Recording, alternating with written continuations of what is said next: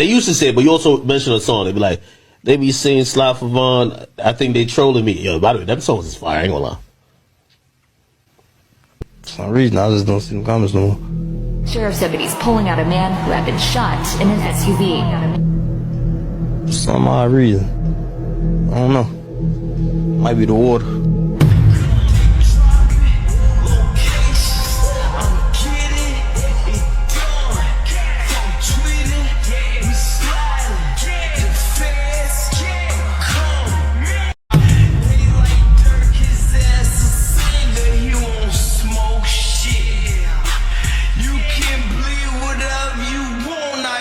Your folks here. I can have your homie set you up, his ass a man. No niggas who you catch, I want the one I pay for. Yo, face. Yo, your face, please, with sugar on top.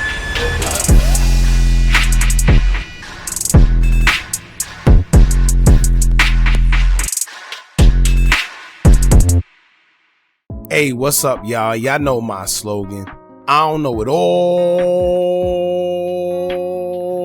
but I know what I've been through. Now, before we get into this video, make sure you check us out on Patreon at www.patreon.com/Hookah Anonymous _. You guys been telling us to create one for the longest, so we recently created a community where we will upload videos that we can't share on YouTube due to their guidelines. We'll also be dropping the latest to there first, behind the scenes information that you wouldn't find anywhere else on our socials.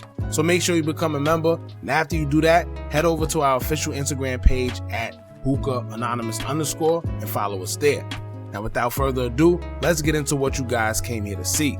Now, it's a lot going on in Chicago right now, where we just lost THF Bezu, and now we're hearing more information on the OTF RICO trial. From co-defendants trying to separate themselves to a cooperator within the case admitting to more crimes being committed on behalf of OTF, down to that same cooperator stating that allegedly Durk have also put hits out on 6 other people.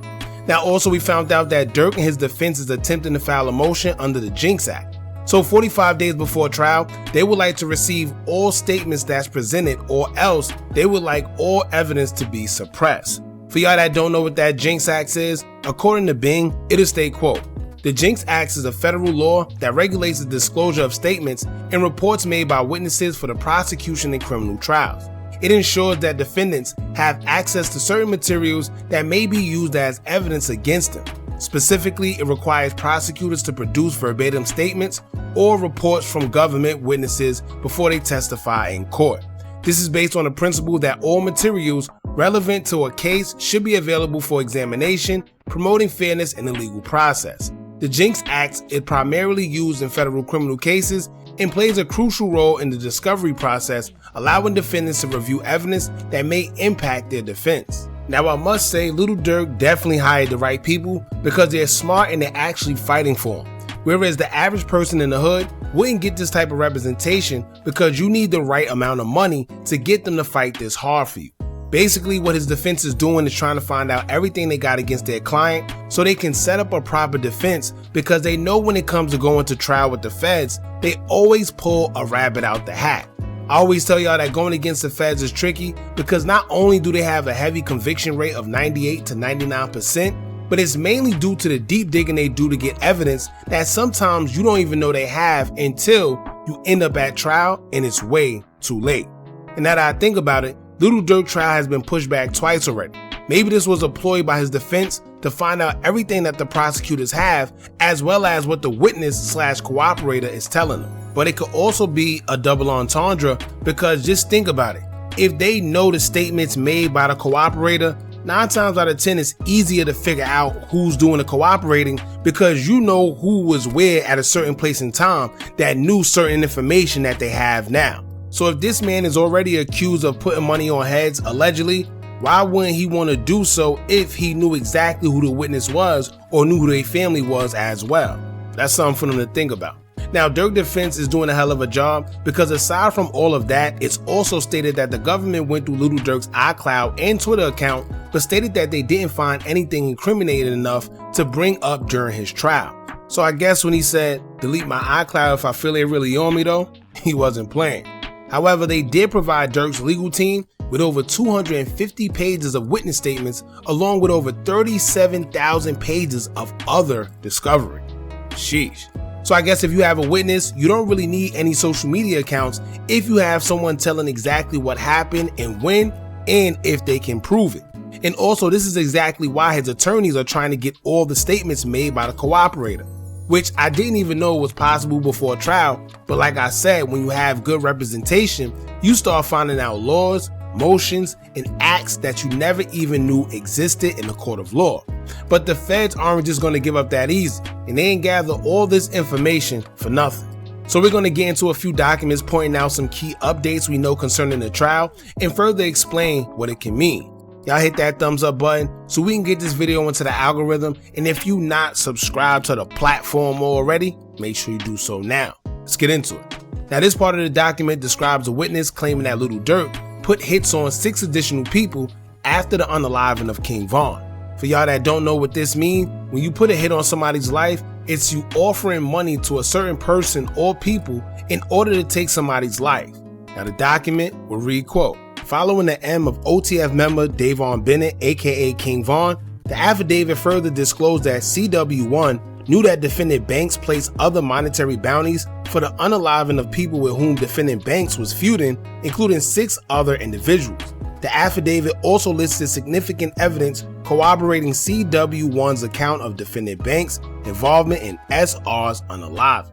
Now, the affidavit taken from the witness will further include that there's other crimes committed on behalf of OTF, and they even brought up the situation that happened between Von, Hellaband's, Durk, and Bezu in Atlanta. It'll state, quote, the affidavit further stated that CW1 provided information about shootings and other overt actions that OTF members and associates took to commit violence on behalf of OTF. The affidavit then provided a specific example of racketeering activity in which defendant Banks and other OTF members participated, specifically an Atlanta robbery turned shooting in which defendant Banks and Davon Bennett were both charged with attempted M and participation in criminal street gang activity. Now, that's interesting because what that does is kind of do prove that they do act as a criminal organization, seeing as that all of them were a part of OTF and they were all charged with trying to commit a crime together, which will only prove the point that they allegedly operate as a criminal organization. Crazy. So I guess being that the government says that they have a witness in providing all the statements, Lil Durk and his team have opted to hit them with the Jinx Act to get an understanding of what statements they have been provided with by the witness. But the government not trying to hear all that, as they filed its opposition to Durk's motion, as it would state, quote, Plaintiff United States of America, by and through his counsel of record, the acting United States Attorney for the Central District of California, and Assistant United States Attorney Ian V. Yaniello, Gregory W. Staples, and Daniel H. Weiner, hereby files his opposition to defendant Banks' motion for early return of Jinx Act material. The motion has been joined by defendants DeAndre Dontrell Wilson, David Bryan Lindsay, and Asa Houston. Now, if y'all remember, Durk tried to suppress evidence through vagueness and requested a bill of particulars, in which a hearing date was scheduled for November, but the government has filed an opposition once again. They also included not wanting to allow OTF Didi to break parts from Durk and be tried separately because they believe that the two conspired to act as one. The document would state, quote, evidence related to TB's associate shooting and unaliving Davon Bennett, aka King Von, outside of an Atlanta nightclub in November 2020. This evidence proves motive and is inextricably intertwined with the charges and not subject to Rule 404. That following Bennett's 2020 death, defendant Banks and OTF members faced pressure from fans to slide for Vaughn, referring to seeking revenge for Bennett's death. This evidence proved motive and is inextricably intertwined with the charges and not subject to Rule 404. Defendant Banks' statements on a podcast acknowledging the public pressure to slide for Vaughn and admitting to the pressure subsided after the Los Angeles M of SR, noting, for some reason, I just don't see them comments no more. For some odd reason. This evidence is a party admission and otherwise inextricably intertwined with the charges and not subject to Rule 404. Evidence related to OTF structure and defendant Banks' control over OTF members, including 2 text threads in which defendant Banks discusses violence targeted against rivals, this evidence is inextricably intertwined with the charges and material to proving the relationship among co-conspirators, identity, intent, plan, modus operandi, and absence of mistake. Evidence related to certain of defendant Banks' lyrics about placing bounties and greenlighting violence. This evidence is a party admission and otherwise material to proving identity, intent, plan, modus operandi, and absence of mistake. And evidence showing the 2022 Chicago M was motivated by money linked to OTF and defendant Banks. This evidence is material to proving identity, intent, plan, modus operandi, and absence of mistake. For substantially similar reasons, the court should also deny defendants Wilson, Lindsay, and Houston's request for severance. These defendants failed to demonstrate any unfair prejudice in the conspiracy trial from the introduction of evidence showing how the conspiracy operated, the relationship between co-conspirators, and the motive for the conspiracy. Any concern for unfairness can be addressed through limiting instructions from the court, as trial courts routinely do and courts of appeal routinely affirm.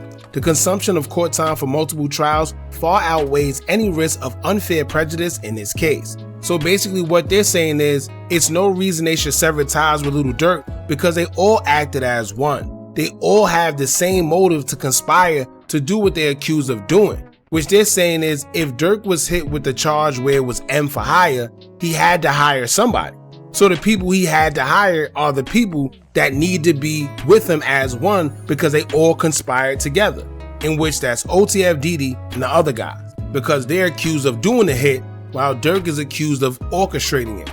So it would make sense that they can't sever ties because it just wouldn't have no motive behind whatever they did, which means no case. Therefore, if they do feel that any of this is unfair or limiting like they said, they don't have enough time to do a bunch of trials. They're just trying to do this one trial, so if they feel anything is unfair or unjust, or they wasn't given a fair shot at something, they can just appeal it. Simple as that. They just kept it real straightforward. They say if you got any problems with whatever's going on, we don't care about what you got to say or whatever evidence you're trying to suppress. You're not suppressing it. What you can do is just appeal it afterwards. And also, if y'all pay attention, they use everything they can against him that he publicly put out there. They talking about lyrics that he put out there where he's basically saying that he's putting money on heads. Then they even quoted the DJ Academics interview where he kind of hinted that he don't hear Sly for Vaughn no more. And this is why I tell y'all, do y'all think these people are stupid? They literally get paid to solve these crimes. So if social media is doing it, what do you think they're doing? So when you sit there and say things like, well, I don't hear those statements no more, they're not stupid. They know exactly what we know, right? And they know what you're alluding to. And even if you're not alluding to that, it makes it sound like you are, and that's just as bad as guilt. So remember when Vaughn 1700 went on No Jumper and told Adam that they can't use anything from interviews or music lyrics against you? Time after time, they keep proving that they can, but for some reason, I don't think people understand. I don't think they want to understand.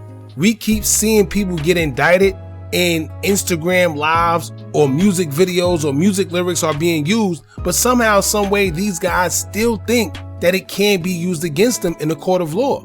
And as I always say, it might not be used solely to convict somebody, but it's enough to sway a narrative for a jury to believe that you are guilty of what you're being accused of.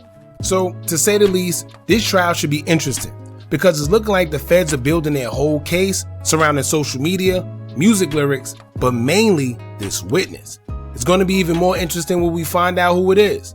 There's already people assuming who it is, but it's not 100% confirmed, so I guess we'll just have to wait and see when it's all said and done.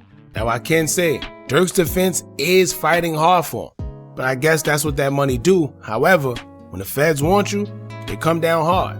Y'all jump in the comments, let me know what y'all think about this. Don't forget to like, comment, share, and subscribe. Hit that bell so you're notified every time we drop new content. And remember, as long as you keep on watching, I'ma keep on dropping. I'm out.